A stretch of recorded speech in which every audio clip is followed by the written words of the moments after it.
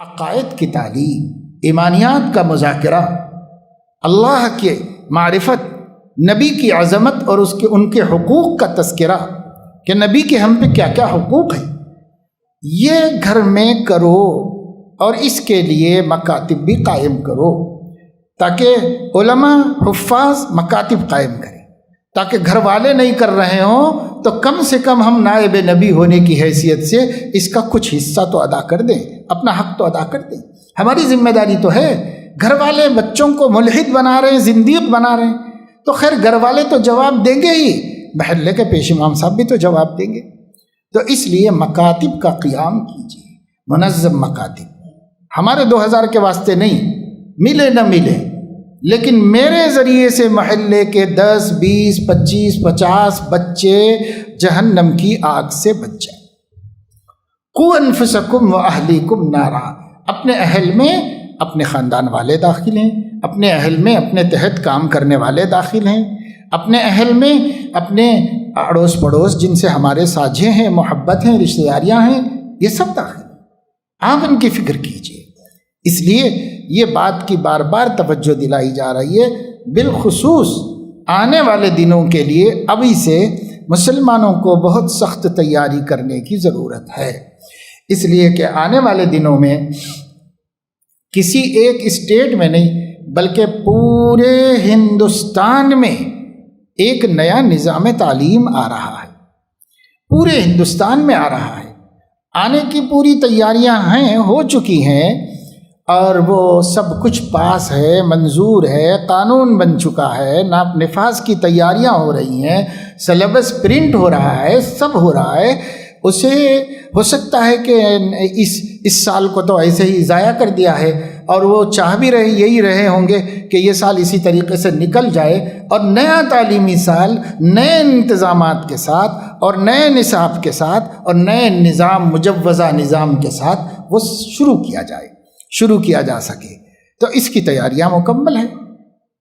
غالب گمان یہ ہے کہ اس آنے والے تعلیمی سال سے اس نظام کو نافذ کر دیا جائے گا، یا ہو سکتا ہے آگے پیچھے ہو جائے تو 1 آدھ سال اور لگے گا، بس اس کے بعد وہ نظام نافذ ہو جائے گا۔ اس نظام میں کوئی، کہتے ہیں ماہرین کہ تعلیمی خرابی نہیں ہے، نصاب اچھا ہے، نظام اچھا ہے، ترتیب اچھی ہے، اور بچوں کے پڑھنے میں جو سہولتیں دی گئی ہیں وہ سہولتیں بچوں کو زیادہ سے زیادہ تعلیم یافتہ بنانے میں مددگار ہے، معاون ہیں۔ بہت خوبیاں لوگوں نے اس میں دیکھی ہیں، اور بہت خوبیوں کا لوگ ذکر کرتے ہیں۔ جو ماہرین ہیں، دنیا بھر کے نظاموں کے ماہرین ہیں، وہ بھی اس کی تعریف کرتے ہیں۔ تو یہ کوئی گیا گزرا نہیں ہے، اس نصاب سے وہ خطرہ نہیں ہے۔ اس نصاب میں جو روح شامل کی گئی ہے وہ روح توحید کے خلاف ہے، اور کسی مذہب والے کو کوئی خطرہ نہیں ہے، سب کے لیے وہ بہترین اچھی چیز آ رہی ہے۔ صرف مسلمان کے لیے یہ خطرہ ہے کہ ان کے بچوں کے اندر سے توحید کی اسپرٹ ختم ہو جائے گی۔ اس کا خطرہ صرف مسلمان کو ہے، وہ کسی کو نہیں۔ توحید، اس لیے کہ پورا کا پورا نظام وہ بنایا گیا ہے شرک کی بنیادوں پر، اور اس کا نام ہندوازم یا ہندو کلچر نہیں رکھا گیا ہے، کیونکہ پتہ ہے کہ اس سے کوئی قبول نہیں کرے گا، اس لیے اس کا نام رکھا گیا ہے بھارتیہ کلچر۔ یہ بھارت کا کلچر ہے، آپ بھارتی اپنے کو کہتے ہو تو ماننا پڑے گا، آپ کو اس ملک کے کلچر میں ڈھلنا پڑے گا، آپ کے بچوں کو ڈھلانا پڑے گا اس میں۔ یہ چیز انہوں نے لائی، اور اسی وجہ سے کوئی قوم متفکر نہیں ہے سوائے مسلمانوں، اور مسلمانوں کا بھی جدید تعلیم یافتہ طبقہ متفکر نہیں ہے، اس لیے کہ اس نے اس پالیسی کا جائزہ لیا ہے تعلیم کے معیار کی حیثیت سے، تو ان کو خوبیاں ہی خوبیاں دکھائی دی، اس لیے وہ بھی مخالف نہیں، وہ مسلمان بھی مخالف نہیں۔ اب صرف وہی مخالف ہیں جن تعلیم یافتہ لوگوں کو مذہب کی بھی اہمیت کا پتہ ہے، عقیدے کی اہمیت کا پتہ ہے۔ ہمارے ایسے اسکالرس اور جدید تعلیم یافتہ لوگ، ان لوگوں کو فکر ہو گئی ہے، اور انہی کے سمجھانے سے ہم علماء نے سمجھا ہے کہ اس میں یہ خطرہ ہے، اور یہ خطرہ بہت بڑا خطرہ ہے، معمولی خطرہ نہیں۔ اب آپ دیکھ رہے ہیں یہ حکومت جو بل پاس کرتی ہے قدم پیچھے اب تک تو نہیں ہٹائی ہے۔ یہ ایجوکیشن پالیسی میں بھی وہ نہیں ہٹائے گی، یہ بہت سوچ سمجھ کر منصوبہ بند طریقے پر وہ آئے ہیں سامنے، یہ قدم پیچھے نہیں ہٹائیں گے۔ گھٹنے ٹکوا رہے ہیں کسانوں کے، اور اب ان میں پھوٹ ڈالی جا رہی ہے۔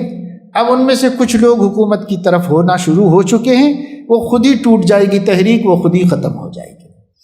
جس قوت سے وہ اٹھے تھے، طوفان بن کے اٹھے تھے، آندھی بن کے اٹھے تھے، اس طوفان آندھی کو وہیں ختم کرنے کا سامان انہوں نے کر لیا ہے۔ وہ پہلے سے ریڈی ہیں ہر چیز کے واسطے، وہ ہماری طرح غافل نہیں بیٹھے ہوئے ہیں، وہ پہلے سے تیار بیٹھے ہوئے ہیں، تیاری کر کے بیٹھے ہوئے ہیں وہ۔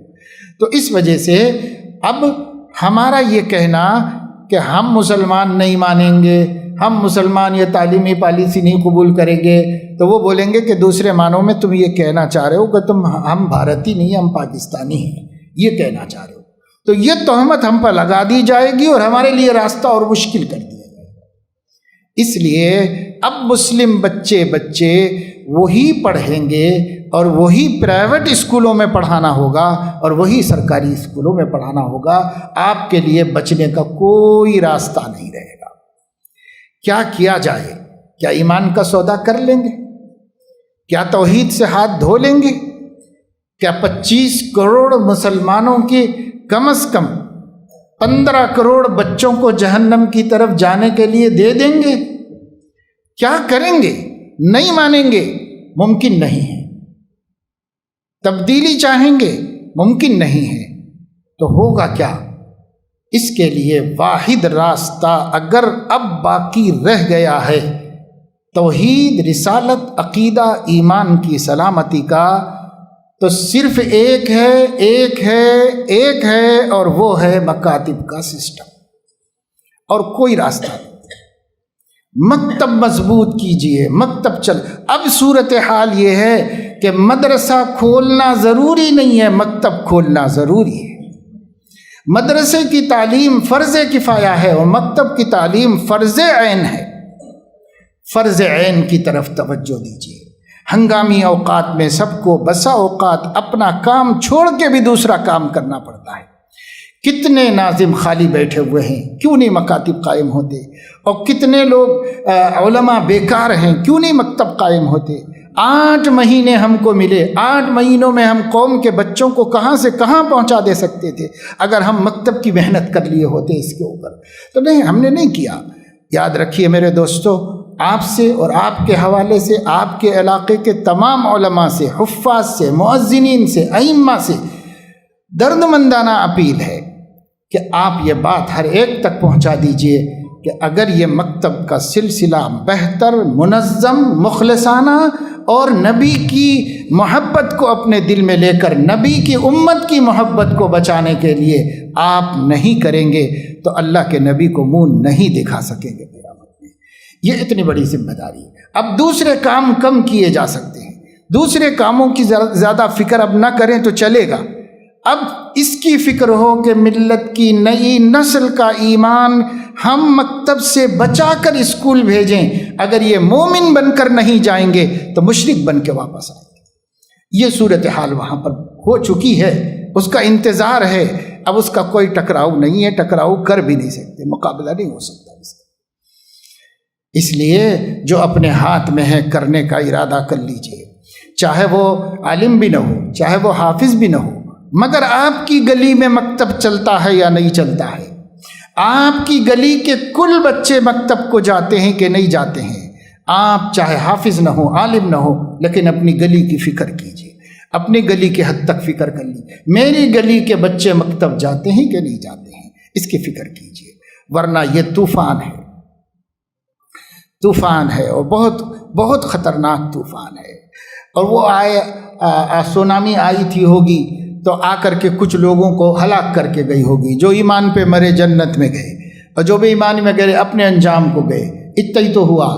یہ طوفان، یہ سیلاب، یہ موجیں ہماری زندگی لے سکتی ہیں، ہماری جان لے سکتی ہیں، لیکن یہ جو طوفان، جو سیلاب آ رہا ہے اور مضبوط موج خطرناک موج کی شکل میں آ رہا ہے، یہ ہمارے بچوں کا ایمان لینے والا ہے، اس سے کم کے لیے راضی نہیں ہے، ایمان لینے والا ہے۔